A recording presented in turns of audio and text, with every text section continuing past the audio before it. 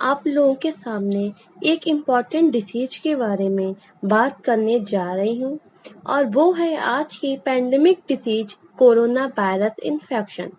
आज जिसे कोविड-19 के नाम से भी जाना जाता है। यह एक पैंडेमिक डिसीज है जिसे हिंदी में महामारी कहते हैं। यहाँ पर इंटरेस्टिंग की बात यह है कि कोरोना वायरस का नाम कोरोना क्यों पड़ा। तो हम जान लेते हैं कि इसका नाम कोरोना क्यों पड़ा। अगर हम कोरोना वायरस के स्ट्रक्चर को अल्ट्रा माइक्रोस्कोप से देखेंगे तो इसके ऊपर का कवर जो एक क्राउन के जैसा दिखाई देता है, इसीलिए इसका नाम कोरोना वायरस पड़ा। आइए समझते हैं इस वायरस के बारे में। जो सबसे पहला केस दुनिया के सामने आया वो वुहान शहर से, जो चाइना में पड़ता है। जब आउटब्रेक हुआ तो कुछ लोग वहां घूमने गए हुए थे, तो कुछ बिजनेस, तो कुछ एजुकेशन के लिए गए हुए थे। सेम टाइम पर जब वो लोग वापस आए तो एक मुल्क से दूसरे मुल्क और दूसरे मुल्क से तीसरे मुल्क, इस प्रकार से पूरी दुनिया में यह इन्फेक्शन फैलता चला गया। हमारा सबसे पहला सवाल यह है कि यह बीमारी फैलती कैसे है। तो आपको बता दूं, यह बीमारी सांस के जरिए फैलती है। यह एक रिस्पायरेटरी डिसीज है।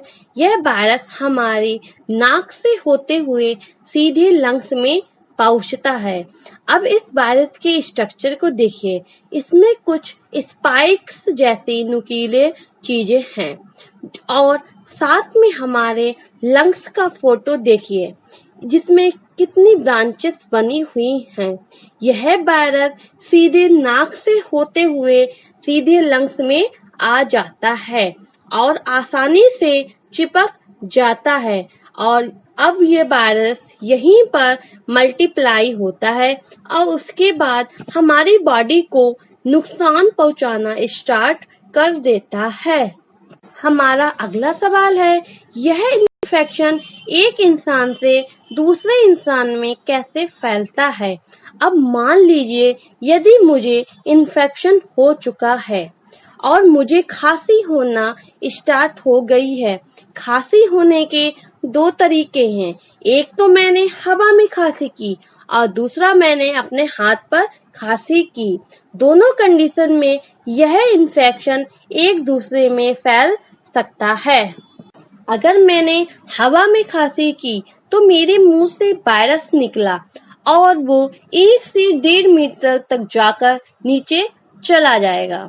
अगर उस बीच मेरे आसपास कोई व्यक्ति है तो यह वायरस उसके हाथों के जरिए या उसकी नोज के जरिए उसकी बॉडी में एंटर कर जाएगा।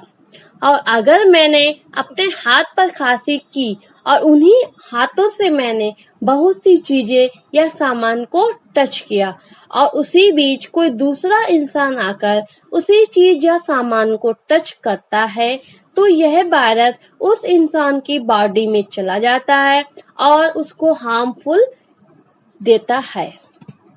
अब हम जानेंगे कि इस इन्फेक्शन के सिम्पटम्स क्या है।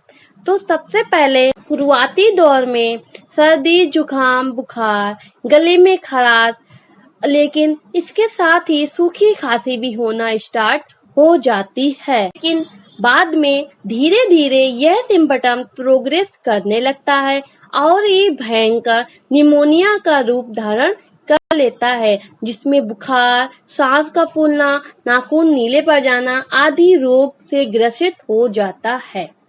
लेकिन आंकड़ों के हिसाब से देखा जाए तो घबराने की बात नहीं है। 85% लोग जो कोरोना वायरस के मरीज होते हैं वो केवल और केवल सर्दी, जुकाम, बुखार के साथ ही ठीक हो जाते हैं। लेकिन 15% मरीज इतने सिक हो जाते हैं कि हमें उनको हॉस्पिटल में एडमिट करना पड़ जाता है। आइए अब हम जान लेते हैं इसकी रोकथाम के उपाय। तो पहला उपाय है कि हम लोगों को अपने हाथों की हाइजीन को बहुत अच्छे से मेंटेन करके रखना चाहिए। हम लोगों को अपने हाथों को धोकर सुखाकर रखना चाहिए और धोने के लिए जरूरी नहीं है कि महंगे महंगे सैनिटाइजर ही यूज करें। इसको हम साधारण सोप से भी धुल सकते हैं। हमको हाथ अच्छे से हैंड वॉश करना है। अगर हम अच्छे से हैंड वॉश करके रखेंगे तो इन्फेक्शन बनने के चांसेस कम होते हैं। इसी प्रकार दूसरा बचाव है कि हम लोगों को रिस्पायरेटरी हाइजीन को भी मेंटेन करना चाहिए कि खांसते या छींकते वक्त हमें क्लीन टिश्यू पेपर का यूज करना चाहिए और यूज हो जाने के बाद वो टिश्यू पेपर को डस्टबिन में डाल देना चाहिए, जिससे वह वायरस वहीं के वहीं खत्म हो जाए। साथ ही हमें उस इंसान से 1 मीटर की दूरी बनाए रखनी चाहिए जिस इंसान को कोरोना वायरस हो गया है और हमें अपने फेस पर मास्क पहने रहना चाहिए। देखा जाए तो अभी तक WHO के हिसाब से कोई भी ऐसी दवाई नहीं बनी है जो इस डिसीज का ट्रीटमेंट कर सके। अगर आप hand wash hygiene and respiratory hygiene को रिस्पेक्ट देते हैं तो यह इन्फेक्शन नहीं फैल सकता। That's all.